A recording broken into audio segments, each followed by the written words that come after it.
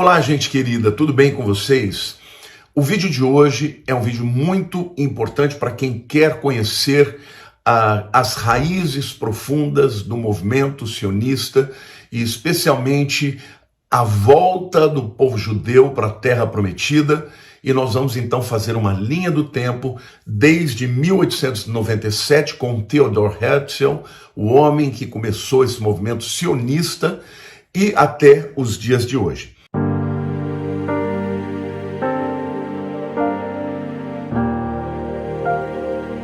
Então vamos lá, se você é alguém que curte esse tema, comente aqui, curta, compartilhe para que esse vídeo chegue muito longe, gente. Bom, Theodor Herzl, então um judeu que acreditava inicialmente que o povo de Israel podia viver e se misturar, com as nações da terra, ele acaba por ter a convicção, depois de uma série de eventos, que isso não era possível, e ele organiza então o primeiro congresso sionista. O sionismo nada mais é do que um movimento de libertação do povo judeu, e que visa superar os 1900 anos de exílio entre as muitas nações. Bom, os anos de 1901 a 1909, o Fundo Nacional Judaico é criado, e o objetivo era comprar terras lá em Israel e também construir comunidades judaicas e desenvolver as fundações de um Estado judaico. O primeiro kibbutz, que era chamado de Comunidade Socialista Rural Judaica, foi estabelecido em Degânia, em 1907.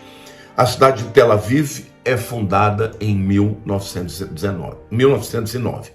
Bom, gente, em 1917 aconteceu também uma coisa muito interessante, que é a chamada Declaração Balfour, em que a Grã-Bretanha apoia a restauração de uma pátria judaica na região da Palestina, porque eles reconheceram que lá era a antiga terra natal do povo judeu, e incluía inclusive a Jordânia.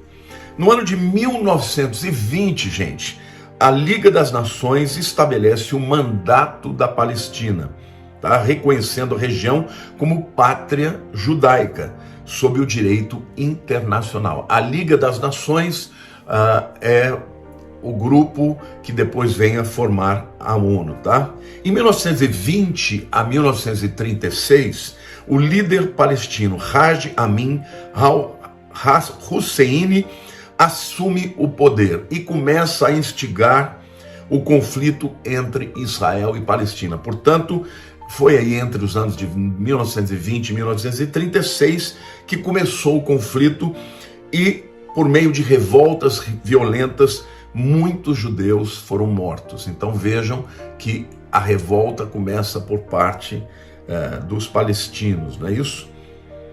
Em 1922, a Grã-Bretanha cria a Transjordânia, ao cortar 80% do mandato da Palestina, restando apenas 20% do território prometido originalmente para a criação de uma pátria judaica. Ou seja, as nações começaram a sentir a pressão de muitos dos povos árabes, da Liga Árabe e daí por diante. Então, em 1932 foi fundado o jornal, o Palestine Post, hoje é chamado de Jerusalem Post, Depois ele se torna, e é fundada também em 1936, a Orquestra Filarmônica de Israel. Bom, gente, nós sabemos que em 1936 a 1939, Haji Amin al-Husseini lidera uma grande revolta árabe. E a Alemanha nazista, um pouquinho antes da guerra, da Segunda Guerra, ela começa a fornecer os subsídios, como armas e dinheiro, para apoiar a rebelião de al-Husseini, E, obviamente, os palestinos passaram a apoiar o Hitler durante o Holocausto, que foi, vamos dizer assim, o ato de genocídio mais terrível em toda a história, gente. 1939 a 1945 acontece a Segunda Grande Guerra Mundial, né?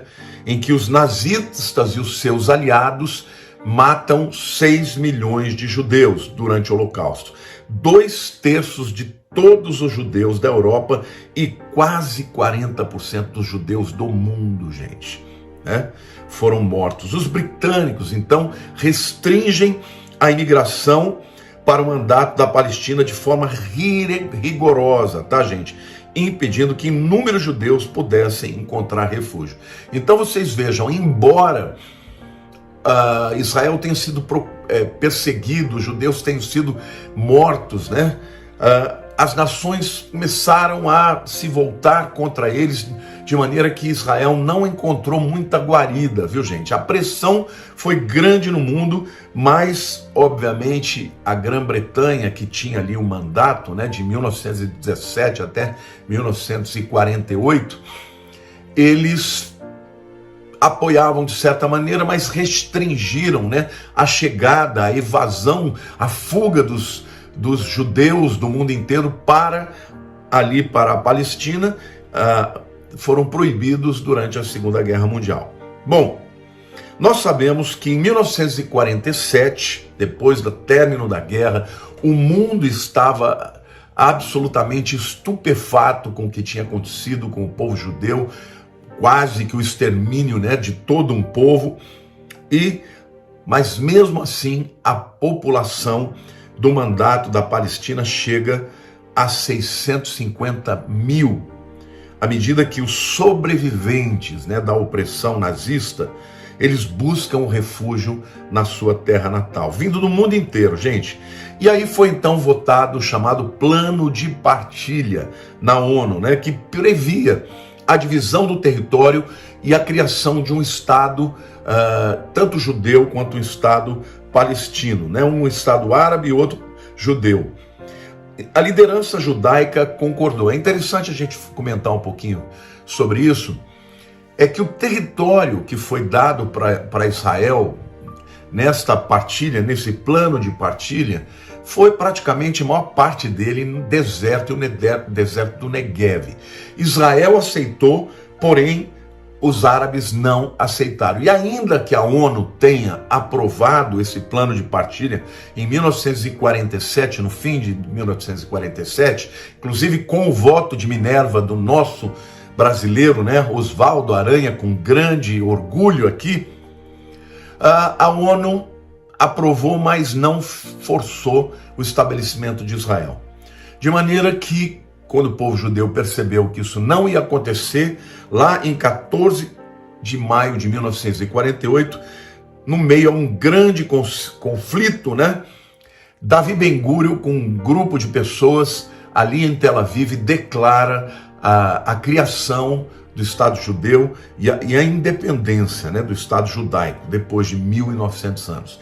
E no dia seguinte, no dia 15 de maio, 5 exércitos árabes invadem imediatamente o recém-criado Estado judeu, né, visando aniquilá-lo.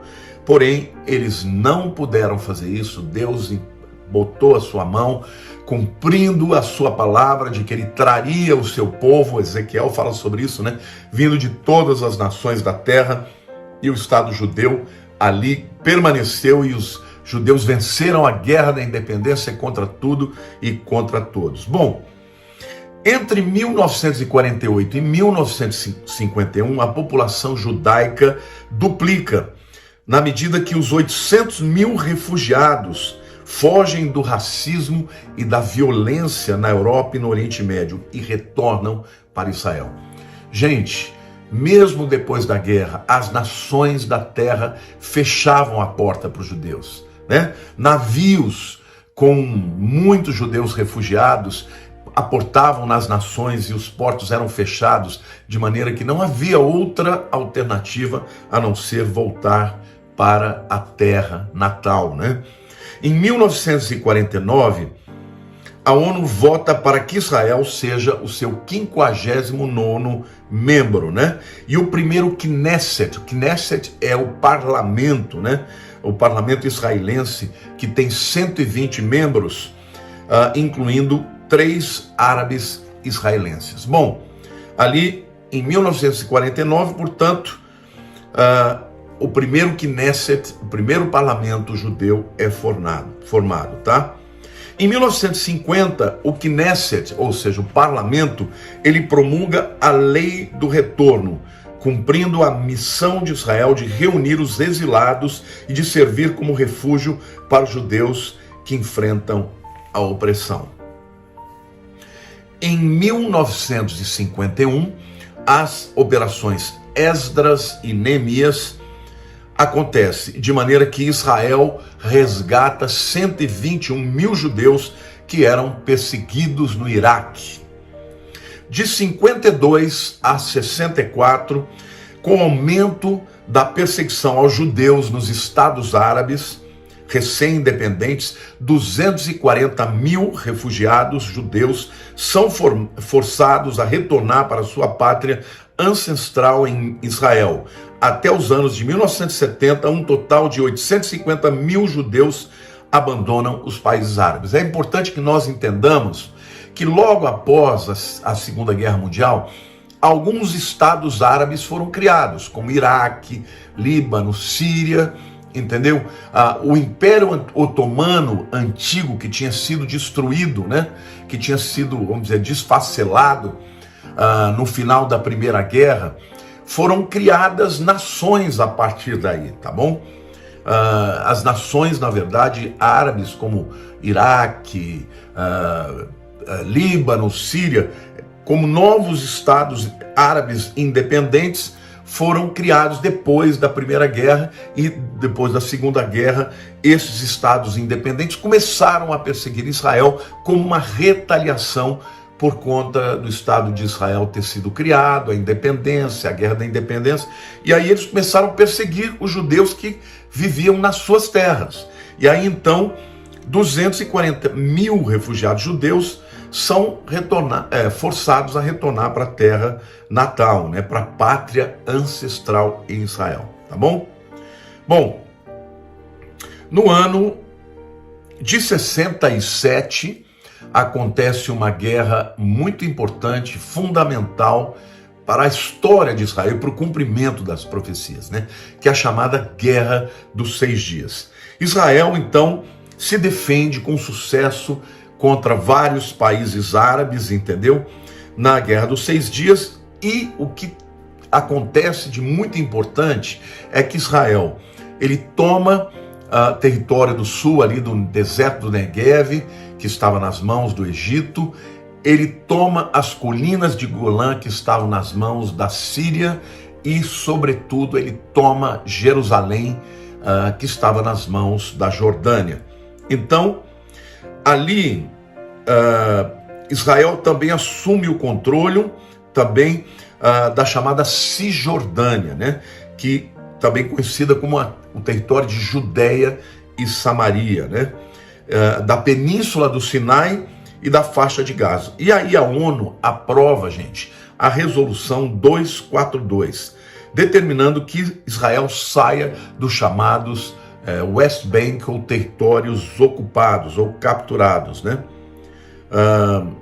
De maneira que eles teriam que deixar esses territórios ocupados, porém, desde que os vizinhos aceitassem viver em paz, né? Obviamente, os árabes rejeitaram a resolução de 242. É importante a gente entender também que esses novos territórios que foram conquistados por Israel no ano de 1967 se tornam um problema diplomático, né, para a ONU e para o mundo. A própria ONU, ela não reconhece esses territórios que foram tomados em 1967 como território de Israel. A ONU sempre diz que para que Israel tenha paz com os vizinhos, eles teriam que retroagir para antes de 1967, ou seja, devolver os territórios ocupados, além de Samaria e Judéia, não é isso? Eles teriam que devolver ali o Negev, acabaram já devolvendo depois, né, a península do Sinai, aliás, devolveram a Península de Sinai para o Egito, mas Jerusalém, devolveram Gaza, né, para os palestinos, mas Jerusalém, Israel diz que não devolve, porque afinal de contas é a capital eterna, indivisível, e não tem que devolver mesmo, viu, gente? Mas a pressão para que Israel devolva, a pressão para que haja um Estado, né, com duas nações, uma solução de dois Estados, é muito grande, tanto por parte da ONU quanto por parte de algumas outras nações, e até mesmo os Estados Unidos querem que isso aconteça, que Jerusalém seja dividido, né? Jerusalém Oriental iria para a mão dos árabes e Jerusalém Ocidental ficaria na mão de Israel, tá? E a ONU, portanto, com a resolução 242, propõe esse acordo e até hoje tenta mediar a situação na região, mas, gente, isso só acontecerá muito lá na frente, quando o anticristo fizer essa proposta, né, desse acordo de paz, né? Bom, em 1969, Golda Meir se torna a primeira ministra de Israel e a terceira mulher do mundo a liderar um país. Em 1973, Israel também tem que enfrentar uma guerra no dia do Yom Kippur, que ficou conhecida como a Guerra do Yom Kippur, gente, que foi deflagrada sem aviso pelo Egito e pela Síria, no dia mais sagrado do povo judeu, quando estava todo mundo tranquilo nas suas casas, né, nas suas sinagogas, ou depois de terem ido para as sinagogas, nas suas casas, o exército de Israel estava tranquilo, houve essa invasão, e Israel mais uma vez prevaleceu, porém, chegaram muito perto do extermínio, inclusive há um documentário chamado Against All Odds, a tradução é Contra Todas as Probabilidades, é um documentário feito por um jornalista judeu, em que ele conta que Golda Meir ligou para o Kissinger para pedir uma ajuda para ele, já que ele era judeu e era o secretário de Estado americano, e ela pede ajuda para que Israel não seja derrotado, e ele, por conta do impeachment do Nixon, que estava correndo, né, pela dificuldade política do presidente americano, que acabou depois sendo impedido, ele não fez nada. Golda Meir passa a mão no telefone, liga para o Nixon, e ele, então, quando atende o telefone, ele diz que ouve a voz da mãe dele falando com ele quando a Golda Meir pedia ajuda. Ele se lembrou que a mãe dele, quando ele era criança, uns 2 anos, orava com ele e disse, certa vez, um dia Deus vai te levantar numa posição de grande importância. Se lembre, se Israel precisar da sua ajuda, você ajude Israel. E ele, ouvindo a voz da sua mãe, através da voz da primeira-ministra israelense, ele atende o pedido, manda aviões com suprimentos, com armas, e Israel consegue vencer a guerra do Yom Kippur. Em 1976, nós temos também o resgate de Entebbe. Terroristas sequestram um avião que viajava de Israel rumo à França, e comandos israelenses voam 4.000 quilômetros até Entebbe, em Uganda, e resgatam, né, os reféns. Existe até um filme muito bacana a respeito disso, né? Em 79, Israel devolve a Península do Sinai como parte de um acordo de paz com o Egito. Entre 84 e 85, a Operação Moisés resgata 8.000 judeus etíopes da opressão e os leva para Israel. Isto também se tornou um filme e está na Netflix. Em 86, Natan Sharansky, famoso líder judeu soviético, é solto e se estabelece em Israel, após passar 9 anos em uma prisão russa. Em 1987, acontece a primeira intifada, ou revolta, que começa nas comunidades palestinas, quando os israelenses são atacados com pedras, bombas, armas e outros meios. Isso acabou se tornando vamos dizer assim, um método corriqueiro, né, recorrente, intifadas contra Israel por parte até mesmo de palestinos que habitam dentro do território de Israel. Em 1993, Israel e a Organização para a Liberação da Palestina, a OLP, assinam um tratado histórico, conhecidos como Acordos de Oslo, né, que foram assinados aí lá nos Estados Unidos, não é isso? Com a ajuda do Bill Clinton, né, onde Yitzhak Rabin, o primeiro premier israelense, e o Yasser Arafat, da Palestina, da OLP, começam a ter essas discussões e assinam esse acordo de Oslo, né? Embora à primeira vista podia parecer um passo monumental em relação à paz, a verdade é que acabou não virando muita coisa, porque os grupos terroristas reiteradamente atacavam Israel e quebravam, né, esses princípios aí de paz. Em 1994, Israel assina um acordo de paz com a Jordânia. No ano 2000, Israel é classificado como o segundo país do mundo em quantidades de startup, gente, as empresas com startup, né? Só ficando atrás dos Estados Unidos, né? Além de ser o primeiro país em número de startups per capita, ou seja, por pessoa, tá? E aí a imigração oriunda da ex-União Soviética para Israel se aproxima do marco de 1 milhão de pessoas, tá? No ano 2003, o primeiro astronauta israelense, Ilan Ramon, era membro da tripulação do ônibus espacial Columbia, que explodiu. Em 2004, o Prêmio Nobel de Química vai para os israelenses Aaron Cichanover e Avram Hershko, e o americano Irving Rose.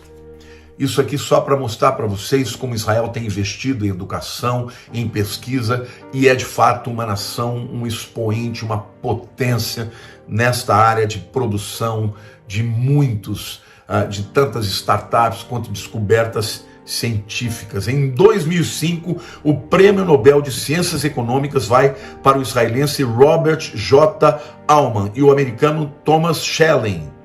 Então, desde 2000, os israelenses ganharam 3 vezes mais prêmios Nobel per capita em ciências e economia do que os outros países mais bem classificados. Uau! Bom, em 2006, Dorit Beinish é a primeira mulher eleita como presidente da Suprema Corte israelense, tá? E o lendário financista Warren Buffett investe 4 bilhões de dólares na empresa israelense Iscar, sua primeira grande compra fora dos Estados Unidos, tá?